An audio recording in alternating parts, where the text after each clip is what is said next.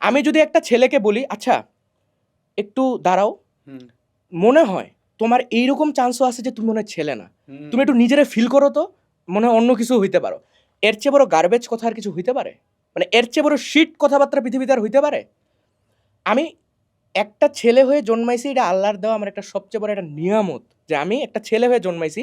ওরা আমাকে বলতেছে কি, এটা বলে এইটা তো এটা কোশ্চেন থাকবে, আমাকে বুঝতে হবে, ভাবতে হবে, নিজেকে নাকি এক্সপ্লোর করতে হবে, বেসিক বুঝতে হবে নিজের শরীরের। ভাই কেমনে কি ভাই? এইভাবে সোসাইটি কলেপসের অনেকগুলা, আপনি তো দেখছেন যে টেক্সট বুকে কিভাবে কি কি হচ্ছে, ইভেন এখন পর্যন্ত হচ্ছে, এগুলা নিয়ে এত কথাবার্তা হওয়ার পর এখন পর্যন্ত হচ্ছে। কিন্তু আমরা একটা দেশের জনগণ, আমাদের এখানে লাউড কোনো ভয়েসই নাই কেন ভাই? আমার একটা, আমি এই ব্যাপারটা বুঝেন, এইটা এখানে ঢুকা মানে আপনার সন্তান ধ্বংস হওয়া, আপনার নেক্সট জেনারেশন ধ্বংস হওয়া।